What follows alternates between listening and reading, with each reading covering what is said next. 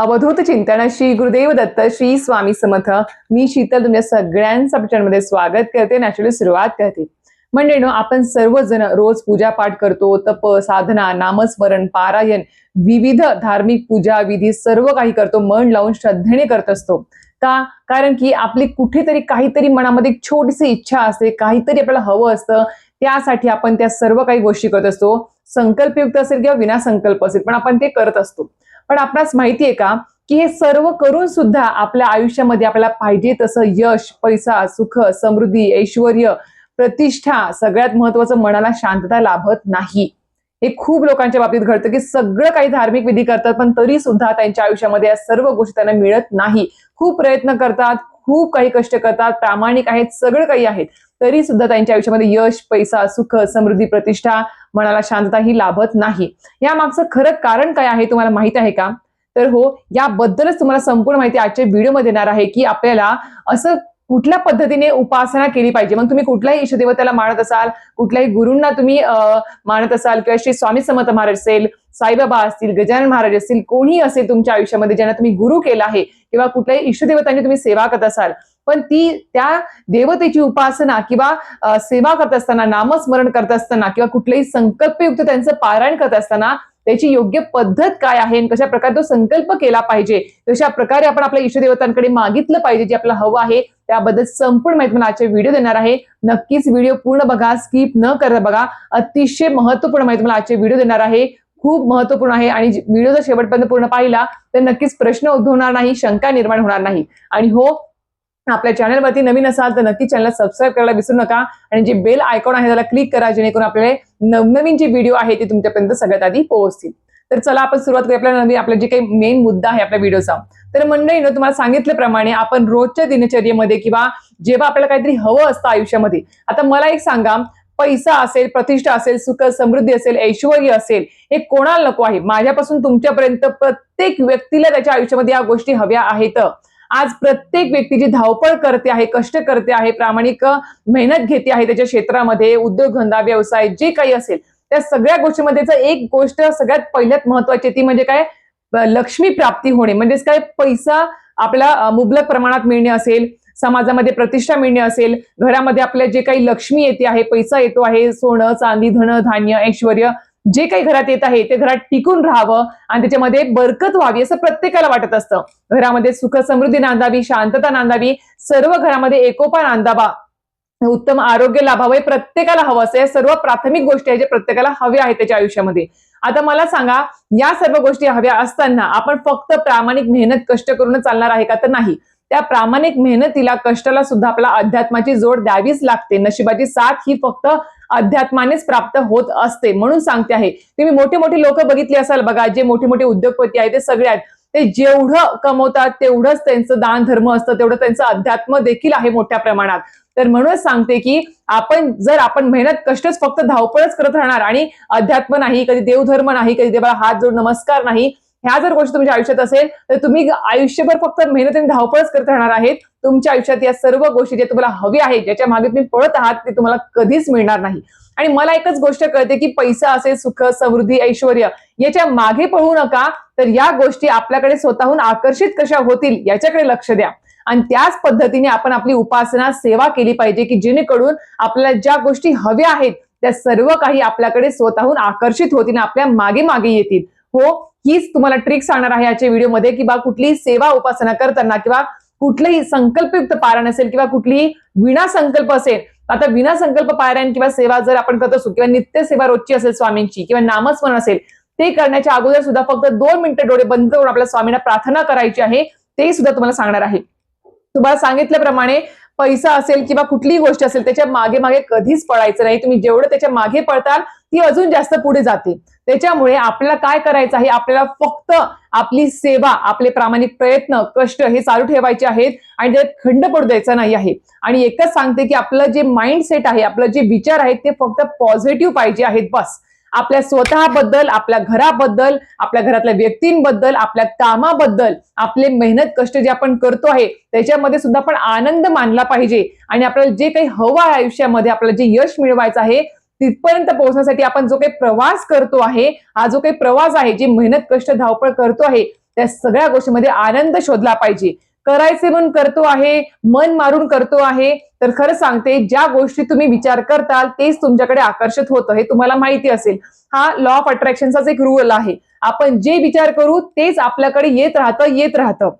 आता मला एक सांगा, तुम्ही ज्या गोष्टींनी परिपूर्ण असाल तीच गोष्ट तुमच्या आयुष्यामध्ये जास्तीत जास्त प्रमाणात येत असते.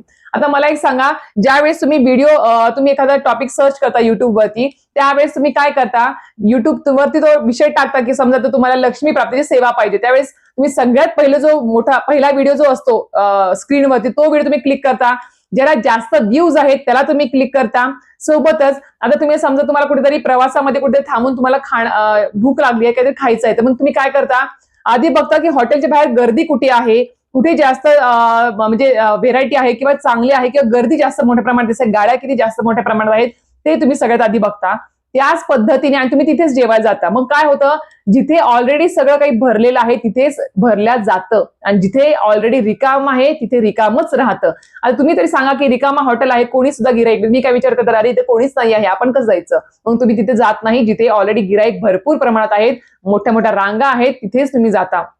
का? कारण की तिथे ऑलरेडी सगळं काही भरलेलं आहे.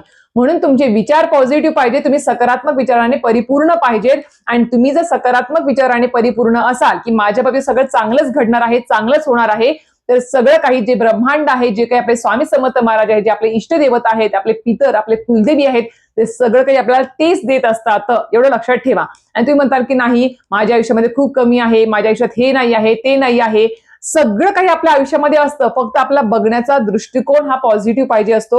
आपल्या आजूबाजूला सर्व गोष्टी आहेत, सगळं काही दिलेलं आहे. आपल्या भगवंताने बनवलेली कुठलीही गोष्ट ही अपूर्ण नाही, परिपूर्णच आहे. फक्त मनुष्य स्वतःच्या विचाराने स्वतःला कमी समजत असतो, एवढं लक्षात ठेवा. म्हणून सांगते की आपले विचार अगोदर बदला आणि कुठलीही सेवा करताना, कुठले नामस्मरण करताना 2 मिनिटं अगोदर आपल्याला विनासंकल्प करायचं असेल तर काय करायचं आहे, फक्त आपली कुठल्या इष्टदेवतांची असेल, लक्ष्मी प्राप्तीची असेल, कुठल्या आपल्या गुरूंचं नामस्मरण असेल, सेवा असेल, पारण असेल, मोठमोठे पारण असतील, तर काय करायचं, रोजची नित्यसेवा किंवा नामस्मरण करण्याच्या अगोदर शुचिर्भूत व्हावं, हातपाय स्वच्छ धुवावे. दिवसभरात कधी तुम्ही नामस्मरण आणि सेवा करू शकता. तर देवघरासमोर बसायचं, धूप दीप लावायचं, आसनावरती बसायचं, स्वच्छ कपडे घालायचे आणि नामस्मरण किंवा नित्यसेवा सुरू करण्याच्या अगोदर फक्त 2 मिनिटं डोळे बंद करून आधी मन शांत करावं, चित्त एकाग्र करावं आणि फक्त स्वामींना प्रार्थना करावी. ती म्हणजेच काय की मला आता खूप लोक काय करतात, प्रार्थना किंवा संकल्पामध्ये मागताना गुरूंकडे किंवा इष्टदेवतांकडे मागताना काय मागतात, मला भरपूर पैसा मिळू दे, मला लक्ष्मी प्राप्ती होऊ दे, मला म्हणतात की भरपूर सारं घरामध्ये धनधान्य नांदू दे, सुख समृद्धी येऊ दे. हे फक्त मिळू दे एवढं चाललं असतं. तुम्ही ते पैशाच्या मागे पळत आहात हे याच्यातून सिद्ध होतं.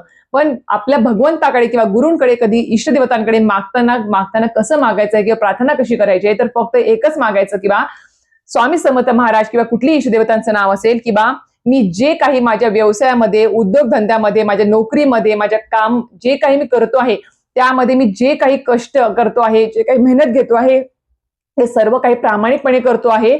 फक्त त्या प्रामाणिक कष्टाला, मेहनतीला यशाची साथ मिळू द्या, तुमचा आशीर्वाद त्याला लाभू द्या आणि मी जे काही काम करतो त्याच्यामध्ये उत्तरोत्तर वाढ होऊ द्या.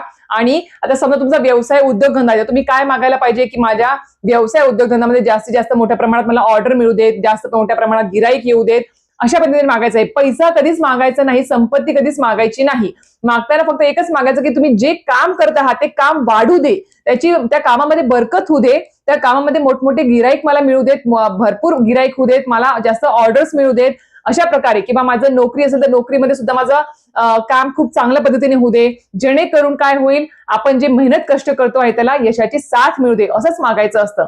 म्हणजेच काय होईल, तुमचे ऑर्डर्स वाढल्या, तुमचे गिराईक वाढले, तुमची नोकरी करत असाल तर तुमचं काम वाढलं, तुमचं काम खूप चांगलं झालं, तर काय होईल, आपोआपच तुमच्याकडे आपोआप लक्ष्मी, पैसा, सुख, समृद्धी, प्रतिष्ठा ही तुमच्याकडे खेचली जाईल, आकर्षित होईल.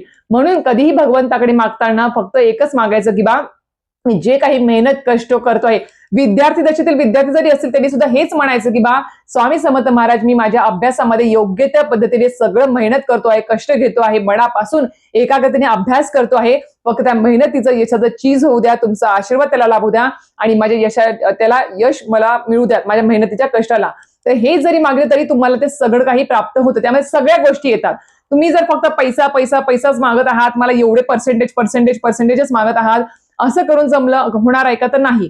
तुम्ही डायरेक्ट शेवटचा पॉईंट मागत आहात, तसं नाही जमणार. तर तुम्हाला आधी तुम्ही जे काम करत आहात त्याबद्दल एक आवड निर्माण झाली पाहिजे. सगळ्यात महत्वाची गोष्ट, त्यामध्ये प्रामाणिक कष्ट पाहिजे आहेत. आणि सगळ्यात महत्वाचं, गुरूंकडे प्रार्थना करताना फक्त एकच मागायचं, माझ्या मेहनतीचं चीज होऊ द्या, माझ्या प्रामाणिक कष्टाचं चीज होऊ द्या आणि त्याला यशाची साथ मिळू द्या, तुमचा आशीर्वाद त्याला लागू द्या. बस एवढंच मागावं. आपोआप सगळं काही तुमच्याकडे आकर्षित होतं, जे तुम्हाला हवं आहे त्या आयुष्यामध्ये.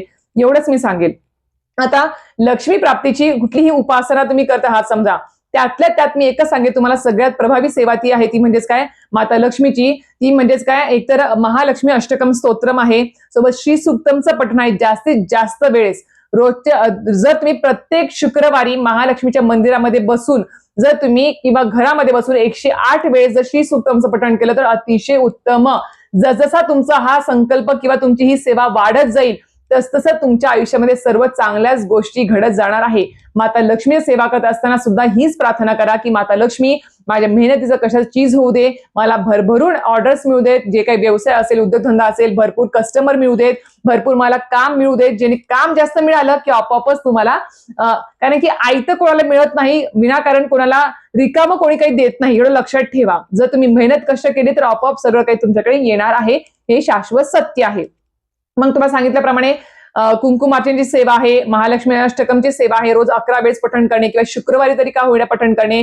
सोबतच सांगितल्याप्रमाणे श्री सुक्तमचं पठण आहे, जास्तीत जास्त 108 वेळेस तरी पठण करावं, अर्धा एक तास तरी लागतो त्यासाठी.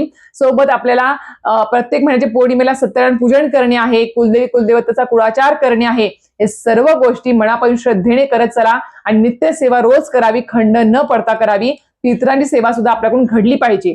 म्हणून सांगते की बा, कुठल्याही इष्टदेवतांची, गुरूंची तुम्ही सेवा करा, उपासना करा, त्याच्यात काही हरकत नाही. पण कुठलीही सेवा करत असताना मी एकच सांगेन तुम्हाला, आपले विचार सकारात्मक पाहिजे. आपण जे करतो आहे, सेवा असेल, काम असेल, काही असेल, त्याच्यावर 100% विश्वास पाहिजे की या कामाने, या सेवेने माझं चांगलंच होणार आहे. आणि ज्या गुरूंची तुम्ही सेवा करता, ज्या इष्टदेवतांची सेवा करता, त्यांच्यावर सुद्धा विश्वास पाहिजे की हे माझं चांगलंच करणार आहे. मी फक्त माझं प्रामाणिकपणे कर्तव्य करत राहणार, काम करत राहणार, सेवा करत राहणार. बाकी सगळं काही माझे श्री स्वामी समर्थ महाराज ब्रह्मांड नायक बघून घेतील आणि ते मला भरभरून देतील, हा विश्वास पाहिजे. योगक्षेम अर्पण करणे म्हणजेच त्याला तेच म्हणतात की सगळं काही त्यांच्या चरणी अर्पण करून टाकायचं. चिंता, दुःख, त्रास, सगळं काही अडचणी, आणि फक्त आपण आपलं कर्तव्य निभवायचं आहे, बस एवढं सांगेल. आणि मी तुम्हाला एकच सांगितलं की बा, जेवढं तुम्ही पॉझिटिव्ह विचार करताल, जेवढं हॅपी राहताल, जेवढं तुम्ही सकारात्मक विचार करताल, तेवढं सगळं, आणि ज्या गोष्टी तुम्हाला हव्या आहेत त्याच गोष्टीचा जर तुम्ही पॉझिटिव्हली विचार केला, आधीच त्या सगळ्या गोष्टी भेटल्या आहेत अशा प्रकारे, तर आपोआप त्या सगळ्या गोष्टी तुमच्याकडे आकर्षित होतात आणि सगळं काही तुमच्याकडे येतं. हे ब्रह्मांड आहे, ते सगळं काही भरभरून तुम्हाला देत असतं. फक्त तुमचे विचार बदला आणि बरोबर तुमच्या इष्टदेवतांकडे मागताना तुमची पद्धत पण थोडी बदला. फक्त डायरेक्ट पैसा पाहिजे, हेच पाहिजे, पुत्रप्राप्तीच पाहिजे, डायरेक्ट असं नका मागू. मागताना फक्त आपली प्रार्थना थोडीशी बदला, संकल्पामध्ये बोलताना सुद्धा थोडं बदला की बा, मी जे काही प्रयत्न करतो त्याला यश मिळू द्या. मग कुठलीही सेवा असेल, कुठली काही असेल, त्याला फक्त यश मिळू द्या, तुमचा आशीर्वाद लाभू द्या, बस एवढंच म्हणायचं आहे, बस दुसरं काही नाही.